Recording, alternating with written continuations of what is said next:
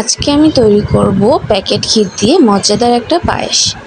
চলুন শুরু করি। আসসালামু আলাইকুম এভরিওয়ান, কেমন আছেন সবাই? দেখুন, আমি আজকে একটি পায়েস রান্না করব। তো পায়েস রান্নার জন্য প্রথমেই আমি দুধ গরম করে নিয়েছি। এবার এই দুধটাকে একটু ঘন করে জাল করে নিতে হবে। দেন আমি এর মধ্যে এই প্যাকেট ক্ষীরটার সবটুকু দিয়ে দেব। আপনারা দেখতেই পাচ্ছেন, এটা একটা স্পেশাল ক্ষীর মিক্স। এটার মধ্যে সব কিছু দেওয়া আছে, চিনি সহ সব কিছু। আপনার কোনো কিছু অ্যাড করতে হবে না, জাস্ট আপনি এটাকে বের করবেন। বের করে দুধের মধ্যে সরাসরি ঢেলে দিয়ে কিছুক্ষণ রান্না করবেন। এই তো এরকমই ভাবে তৈরি করে নিতে হবে। আপনারা দেখতে পাচ্ছেন, আমি প্যাকেটটা কেটে একটা প্লেটের মধ্যে আলাদাভাবে ঢেলে নিয়েছি।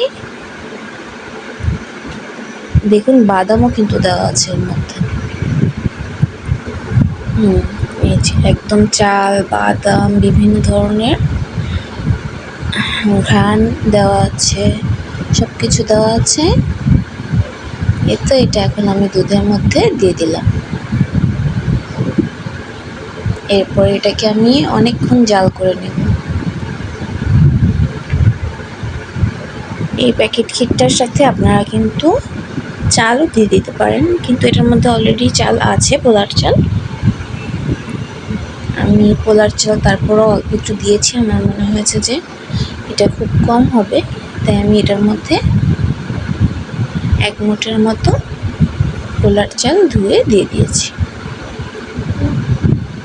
দেখুন, দুধটা কিন্তু ঘন হয়ে এসেছে এবং চালগুলো সিদ্ধ হয়ে গেছে।